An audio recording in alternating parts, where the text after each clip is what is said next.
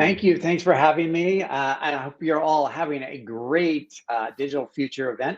I am absolutely going to be talking about the digital future here and sort of the digital future on how it is here today. But we are going to get in, I teased this, we're going to talk about the intersection of Web 3.0 and procurement. So we are likely to get into uncharted territory. And so uncharted territory is not always going to be set in stone, but that's the exciting part. So I want to take you back to March of 2021, and I want to take you to Walmart store number 2050, which is in Henderson, Nevada, not so far from where I was staying at the time. And I went first COVID-19 vaccine, and I'm sitting in the front of the store. I've just received my vaccine and I have to do the 15-minute waiting period to make sure there's no side effects. And there were no immediate side effects. Those would come later. But I was actually starting to experience an existential crisis about the state of our healthcare infrastructure. You see, as I got my vaccine, I was given this vaccine card, a 3x4-inch square piece of paper. And what's it have? It has my name, it has the date, it has the store number, and it has the Moderna vaccine batch number, which in this case is 002B21A. And I'm holding this paper and this card and I'm flipping it, and I realize that this holds the key to my next vaccine, my short-term health, and my long-term travel and business opportunities. Because in March of 2021, we didn't really know how this was all going to play out. And so I have to hold this piece of paper in a safe place, in a place where I can find it. Now, I'm really good at storing things in safe places. I'm not so good at remembering where I stored them. So where do I store it? And so that I can find it again. And this got me thinking. I'm still sitting at the front of Walmart thinking about the provenance of the vaccine that's now coursing through my veins. Where was it manufactured? Was it stored at the proper temperature from the time it was manufactured to the time it got to this store? And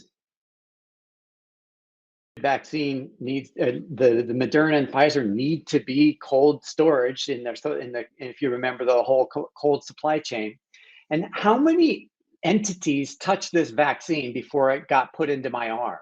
Moderna to manufacture it, the third-party logistics to get it to the Walmart distribution center, the other logistics companies to get it from the Walmart distribution center to this Walmart store. And then after that, I then need to give this information to my employer, to my healthcare provider, to my insurance company. Somebody's got to give it to the government. And I got to thinking, is this card really how we are managing supply chain information management? This card's not digital. I have no visibility into the provenance of the vaccine, all that supply chain that I just described. This is certainly not resilient. And it's definitely insecure, as you can read my card right on the camera. So that brings me to a question. How many of you shop online? Most of you, I presume, to some degree. But how many of you really like to shop online? I do. My favorite is shopping for vegan food, high-end fashion, and used history books. But what's the least favorite part about that experience? Something that will make you abandon the shopping cart like that.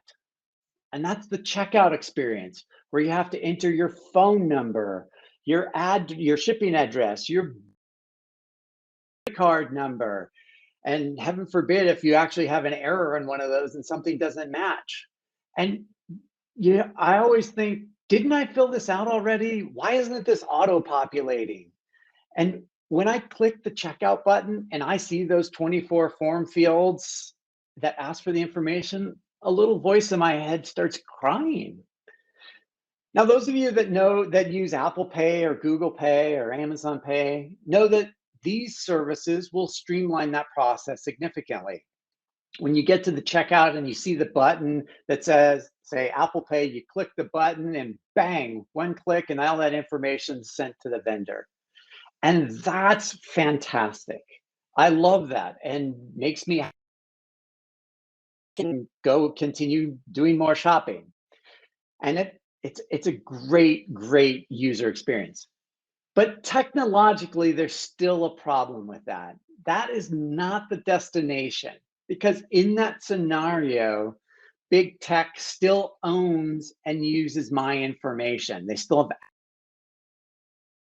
Now they're making it easy for you and me to transact, but the information is stored in their digital wallet. For those of you that have, Apple Pay on your phone, it is stored on your phone, but it is still accessible to other apps if you're not careful. And Apple still technically has that capability. And Google and Amazon are even less, and PayPal are even. Well, I'll just say they're more sketchy about that. And so when I see websites that ask me to fill out the 24 fields of information, it makes me think, oh my God, this is so 1997. Because back in 1997, the early days of what was known as the World Wide Web, we had what was known as Web 1.0. And that was, I would build a website and I'd post all the information and I would hope that people would come to it. And they usually come to it through Alta Vista, Lycos, Yahoo, early versions of Yahoo, and Ask Jeeves. And so it was very one directional, especially for brands. I would put out or e-commerce site. I'd put the site out and hope for the best. But then we had the dot-com collapse, and coming out of the dot-com collapse, we had the Web 2.0, the emergence of Web 2.0. And what that brought us was bi-directional communication with platforms like Facebook, Twitter, LinkedIn, and other social media. And this has become the place where we go to share memes, videos, random thoughts about the world, even political disinformation. But the key is that everyone can comment and share and like and amplify it in any way, shape, or form. So these Web 2.0 companies took all of this data, all of this interactions to make the experience better. So they would help us to find our high school friends or rekindle old romantic relationships. This data was used to feed recommendation engines to suggest movies or products that you might like. And of course, showing you posts that align with your political and or ethical views. Now, everything up to this point is great, especially in the mid 2000s. Oh, what a quaint time that was. But then what happened is these companies took our data and started selling it. And in that process, we became the products for these companies. Our data is the products that these companies use to make money off of. And we don't benefit, at least not proportionally to the amount of the value of our data. And we should be benefiting more.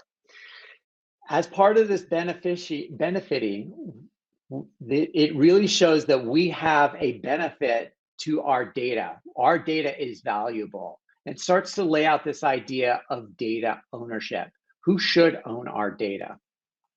Of course, Web 2.0 is how we ended up in a hyper-divided political system full of nihilistic populism, but I don't think that's the topic for today. And so that all of that brings us to Web 3.0, which is very much in its infancy. But this dynamic of Web 3.0, we think about technology going forward. Remember, this is a digital futures session, and we really want to think about what's going to change that's going to impact how we do procurement today. And one of the key tenets of Web 3.0 is that we as individuals or we as companies own our data. And as individuals, our data, which would be credit cards, banking, electronic health records, our contact information, our social profiles will be stored in digital wallets, and we will choose when and where to share it. Because shouldn't we be paid for the use of our data? And again, if you have an Apple or a Google wallet, you have the beginnings of that today, but we're not being paid for that. We are not receiving that benefit. Now let's talk about how this applies to procurement. Because speaking of painful data collection experiences, how many of you have a supplier portal? How many of you are proud that you have a supplier portal? And please don't post in the chat because it's not going to end the way you hope it's going to. Because how many, and then another question is, how many consultants, analysts, and tech vendors have sold you on how great a supplier portal is? Because if we look at a supplier portal from the supplier's point of view, it's actually one of the most painful experiences, because as a supplier, I have to go to every business I transact with and go to their supplier portal and enter all my information over and over and over and over and over and over again. This is what Gartner refers to as portal fatigue. Hey, see, Gartner can do something useful. But it doesn't stop there, because not only do you ask me for all, as the supplier, all my contact information, my banking information, and all the stuff that goes in a portal, but then you ask me to do the risk assessment, the 100 questions of all the possible risk capabilities that I do or don't have. And then you ask me to do a diversity assessment. And then you ask me to do a sustainability assessment. Then you ask me to provide an ethics assessment or make an ethics statement. Then you ask me to do a cyber vulnerability assessment. Oh, and then you realize that the contact information I gave you is only for the headquarters, but what you really need is a list of all my locations and all my manufacturing plants and distribution centers. And then you do a financial risk check and realize that the information in the D&B database is wrong, so I have to clarify why this company did 10 years in my record. So this creates what I would refer to as initiative fatigue for your suppliers. And I have an article coming out later today on LinkedIn, so look for it. But this is why your suppliers hate working with you, but they won't tell you. Well, working for your company, not you yourself, just to clarify. But they won't tell you because, again, they don't want to. They want more work, so they won't tell you. But I'm telling you. Now, mind you, we haven't transacted yet, and yet you've placed a huge burden on me as the supplier. And let's not forget, you eventually are going to want to know all the capabilities that I have. And so you're going to send them yet another questionnaire about, can you tell me all the capabilities you have? And we haven't even gotten to contracting, where we're going to have NDAs and MSAs, and there's going to be back and forth, and we're going to redline, and all of a sudden, we're going to have spent an enormous amount of time and money going back and forth. And then we get to the sourcing process, wherein the first 30% of the questions are basically some variation of the information that's been collected above. How many years have you been in business? What countries do you operate in? How many employees do you have? On and on and on. And what's even worse is we send that out at the top of almost every RFP. I hope everybody on this webinar doesn't, but if you do, I would encourage you to rethink that. And all of that, if you weren't exhausted by all of that, that's the experience you put onto one supplier.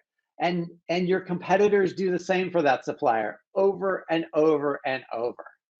And so if you've read my most recent book, I said what we need is a supplier network, essentially some company to come organize and manage all this information, the LinkedIn for supplier data, and this sort of, I input it once and then it gets syndicated to all the downstream systems, the upstream systems. And you could think of a supplier network as the Apple Pay of supplier information management, which is good. That's actually a step above. Much like in e-commerce, we have we don't have to fill out the 24 forms anymore, or fields in the form. We can actually use Apple Pay. And in the supplier network, we can use whatever supplier network and push that information in, and it works just like that. But I'm left with a particular question. Even if I buy into the supplier network concept, which I obviously do, what comes next? Because that supplier network is going to profit off my data as a supplier. In fact, many already are. And if you look at Coupa, their community.ai is built on this principle, where they use the collective community data to, give you benchmarks or give whatever else. And that might be a good enough benefit for you, or may not. That's, I think, to be determined. We have to decide that as a collective profession. It does seem odd to me, though, that you would pay seven figures, multi-million dollars, give them all your data, your suppliers give them your data, and all you get back in return is, well, I'm not sure what we get back in return. So I think that's an open question. And by the way, I'm not picking on Coupa. Others do that too. So this is when we hear about community intelligence and AI, machine learning at this bigger level, the question we have to ask is, well, what data do I own? And am I making their data, their products better? Am I benefiting from this? So then if we really think about the digital wallet concept and Web 3.0, and I own my data, what if I, as a supplier, could own my own data in a digital wallet that's not stored or owned by a third party? The consumer, during the checkout process, if my credit card gets declined because I moved the billing address, I can quickly and easily change that. But as the supplier in the onboarding, contracting, sourcing process, that whole thing can come to a screeching halt and blow our SLAs out of the water with the wrong, incomplete information or out of date information. And you see that so clearly in the payment process, in risk management, in the contracting process. I mean, one client I'm working with took 3 weeks to do an NDA. It's like, you're killing me. So, and it's because we had the bit of information that was out that wasn't our fault, but it was the data they were collecting was out of date. And so, whereas an expired credit card brings your e-commerce transaction to a halt, all your supplier transactions coming to a halt is going to break the entire system. And so, where I really think we need to start taking a closer look is if I had a digital wallet as a supplier, I could put I could do it once, I would own the information, and I would put my contact information, my banking information, I would put all my capabilities, I would put all my risk information. I might even do risk assessments and ESG assessments and put them all in my wallet. And I actually might even store RFP responses in my wallet. And actually then, if you as the buyer could consume them, and you asked me to respond to an RFP, I could just punch the equivalent digital wallet button and push it to that system. And when we're done transacting, you as the buyer don't have to offboard me. I just take my data back and move on. And I understand that this is going to create a series of other questions, and that's okay. Like, that's when we're talking about the future, that's what we're really talking about is where does this all go? Because Web 3.0 is sort of being defined. And I think as procurement, we're sitting at a very interesting intersection, because we're more likely to adopt the concepts in Web 3.0 than, say, any other function in the enterprise, because what we do is transact. And if you've read my current book, I talk about smart contracts, which are another evolution of this new technology, this Web 3.0 technology. And so if you can get past all the buzzwords and hype, and you notice I haven't said blockchain or NFT once, if you can just set that aside and look at the underlying principles, this actually could be very impactful for the way we transact. And so I'm going to bring to more of a close and open for questions, although I shudder to think what questions may come back. But I had a lightning bolt moment, and that's when you're walking or you're thinking or you're reading, and it's like, ah, it hit me. Gary and Cy, Gary, who introduced me, and Cy, who work with Trust Your Supplier, they asked me for 4 hours of my time. And if you know Carney rates, you know 4 hours of a partner's time is really expensive, especially Carney's. And so they're like, can we sit and talk about where we're going, what we're doing? And I was like, I'm a nice person. And I said, sure. And like, well, my door's always open for anybody. And I take all kinds of calls every day, all day. And so 6 weeks ago, I was sitting in New York in the Carney office in Times Square, downtown Manhattan. And I spent 4 hours with those guys.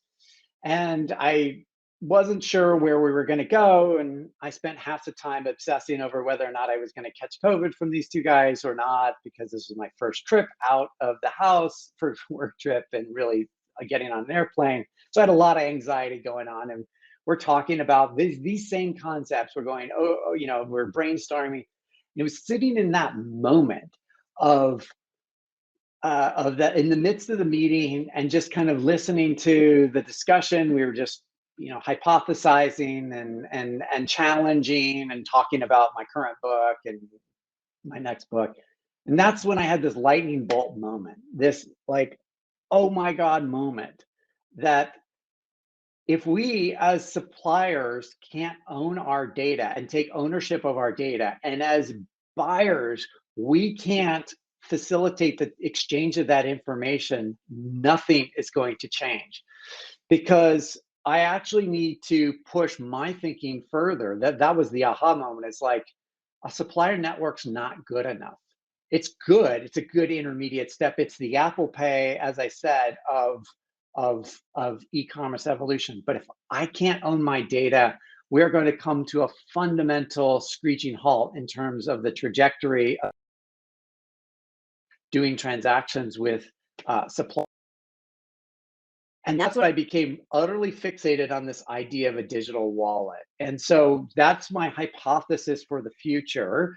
There is a lunch and learn session. I don't even know what it's called after this, but Gary and Cy will be talking about the technical mechanics of this, and sort of they can guide you through like how they have built, because they build things. I talk about things. So and that's why I was excited to I'm really excited about this idea of a digital wallet. And it turns out that in my OMG moment, I realized they had built this. Like, that's what they have built. And so then that leaves us collectively with the question of, wait, if we actually have this sort of future technology now, what do we do to maximize that? And so I'll open the floor for questions, either about that or anything I've said, or general Web 3.0. But if you really want to see this in action, I would recommend talking to them, because again, while I talk about it, they do it, and they know how it will actually play out in practical terms. I think what I would encourage you to do is, let me just summarize. I'm going to leave you with 3 questions then. I want to come back. I want to come back to the beginning and my vaccination card. Those of us that do modern supply chains. So here's your 3 takeaways. I want you to look at your vaccine card after this session or later today, and think about all the information that's not in this card that you would really want to know, either during or after you've put a vaccine in your body. And by the way, I'm very pro-vaccine. I've gotten doubly boosted, and I will take any vaccine anytime. But that doesn't mean we shouldn't ask the question of, where did it come, and why do we not trans? I would encourage you to think about both our healthcare and our supply chain infrastructure, because that's what we're solving for. And then the other piece is think about in B2B, where we are sharing data and who's benefiting from it. And are you paying for somebody else to make use of your data? And 3, I would encourage you to really understand, and if not understand, be part of understanding how Web 3.0 makes it into the enterprise. Mark my words, it will come through procurement first.